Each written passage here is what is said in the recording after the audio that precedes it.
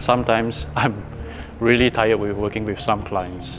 I mean, I work with clients who maybe because they think they are paying me, they think it's alright that I'll be stepped upon.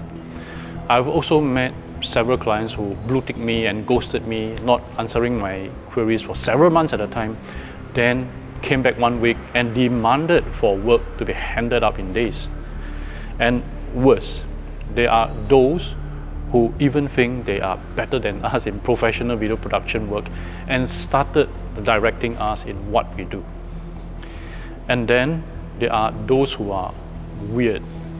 There's one client who paid for 16 videos, shot all of them, but in the end didn't even accept any of them and left all her assets to rot.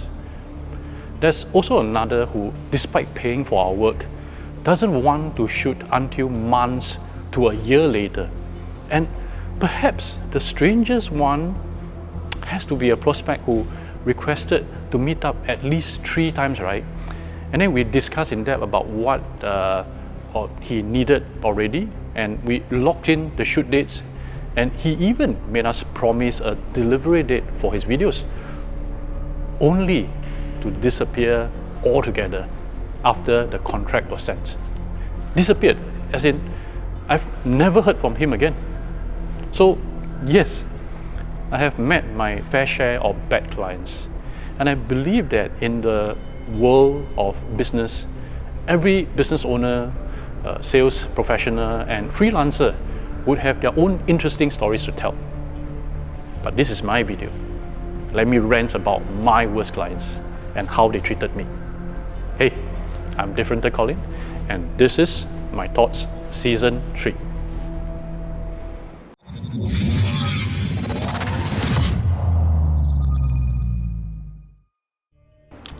I believe you do have to deal with difficult clients, right? But do you find yourself constantly struggling to keep up with their unrealistic expectations and constant changes? Or you have problems trying to reach them to accept your work, answer your queries, or worse, pay you? If so, I believe you're not alone. In my experience of making over 1,500 videos and building over 400 marketing campaigns, mostly for clients, I think I've experienced a few really bad ones. But before I go on any further, right, let me just qualify 2 things here. Now, first, these difficult clients are in the minority. The majority of my clients are wonderful to work with, or at least they don't give big problems. And second, yes, this is a rant, but it's not meant to be a shaming session. I will not name them, and you will not pry their identity out from me. Now, perhaps if they watch this video, I might get into an awkward situation with them, or worse, lose any chance of a future business with them. But my intention here is that we can all learn from my experience, because I will share for each of them how did I react. So here you go. We'll be discussing 5 types of the worst clients according to those I have worked with. From the know-it-all client to the want-it-all client, I'll share the way to effectively deal with them. Well, at least what I've done. So whether you're a business owner or freelancer, I hope you watch this video until the end and let me know if you have better ways to rectify the situation than me. Now, first up is the no respect at all client. This type of clients is usually the power client, or at least they perceive themselves to be important people. Not to be confused to the second type, which is the know-it-all, which I'll come to. So this no respect at all don't claim that they are expert in our field, but they don't just show respect at a person-to-person level, let alone at a professional level. So what do I mean? Now let me share with you 3 of my experiences. Now the first involved an upper management client who, after his shoot, right, he said this to me. You know, Colin, your videographer was fidgeting a lot and was humming all these weird noises. If I were you, right, I would have told him to behave in front of his client. I mean, in one sentence, he insinuated that my crew was weird, even though really he wasn't doing it when the cameras were rolling. It was when we were setting up and tearing down, my crew cannot hum a song to make himself relax. And I was also inferred to have bad discipline to my crew at the same time. Well, maybe I overthought the situation, but never mind. Let's go on to the second story. Now, this happened a while back. The context was when the initial draft of the edited video was sent for the client's vetting. She was the head of the company, by the way, and she told me this. Not that I want to say, but I'm extremely disappointed with your work, Colin. I really think this is bad. I mean, this kind of editing you dare to show me. Maybe you should fire your editor. Well, I honestly thought that she was kidding at first, but she was referring to a really decent work produced by my head editor, no less, who have always been producing more than stellar work. So for this piece, right, it was edited according to the storyboard, which had been agreed upon and signed. True, we didn't put in our absolute bestest effort, but what they wanted was a 5-figure video reduced to a low 4-figure budget. Of course, we couldn't deliver to what she had initially asked for. But to be fair, right, we delivered almost exactly to what was stated in the storyboard we agreed upon based on what she could pay.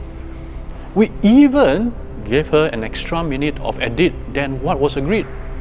But the part that I feel most disrespectful with is when she said my editor should be fired. Okay, a third story on a no respect at all client. Now, this one was a self-employed client. A few days before the shoot, right, I was asking if he has gotten his script and venue ready, to which he mentioned that he was working on it. I asked again 2 days before the shoot and still no progress. And more worrying, right, there's no venue still. So the night before, I chased again. And then he told me that he developed a fever and won't be able to shoot anymore. I mean, the shoot's not paid, so I would have wasted a day like that. So when I asked if I could just use his venue, so at least I can like bring my team there for some training, right? He said there's no venue. I mean, could it be that he didn't even prepare for the shoot, hence he cancelled it? Now, even if his story was true, right, there wasn't the slightest tone of remorse in his text. Just a sorry fever, bro. I felt there's really no respect given to all the time, all the preparation, all the effort that we have put into his supposed shoot, and the opportunity cost that's wasted because it's just cancelled like that. And I thought that he was a friend, right? But I guess friendship can be ruined with just a bad text. So why do these clients behave like that? Well, one possibility is that they might not have been as empathetic to others, especially to vendors. To them, we might just be a lower level of life form to them because they have paid us to do our job. Well, another possibility could be that they have been in power positions all along, that they have never been treated like that in the first place. So stepping on people, right, could be done so subconsciously that it's part of their lives already. Now, perhaps a third possibility is that they are really too busy or distracted that showing respect isn't a priority for them at all. So, how should we deal with this type of client? Now, to me, I believe that we should stand firm and confident in doing our competence and our traditions. If they inadvertently disrespect us or our staff, right, let them know that we feel uncomfortable with their words. I did that for the first case, and to be honest, it was awkward after a while, but he never made another comment of such anymore. The second way is to explain why their expectation wasn't correctly placed. For my second client, right, I have to fall back on all the black and white agreements, the emails and the messages left between us, and we were merely doing our part according to what was agreed. And so for the third case, sometimes, well, just leaving it behind altogether could be the best way forward. At least I know I won't serve this particular client anymore in the future, even if he's a friend. So essentially, we should set our own boundaries on how much we should be respected in our own trades.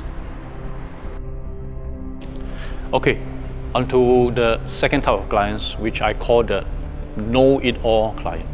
Now, this type of client thinks they know everything about our industry and will often try to tell us how to do our job. I remember some years ago, right, there was this particular client who obviously had some experience shooting videos. I mean, she did some videos before, so she's pretty familiar in the way that camera angles and lighting works. The good thing was, before the shoot, she had already informed me that she was disappointed with her past vendors, in the sense that the outcomes looked pretty terrible. So the reason why she chose me to shoot her video was because she saw my work and she kind of liked them. The bad thing then was during the shoot day. Wow, knowing what she didn't like from the videos that she showed me earlier, right? I did the set differently and placed our cameras in a way that I thought she would like according to our usual work. Wow. Never have I dealt with someone who thinks she knew better than us.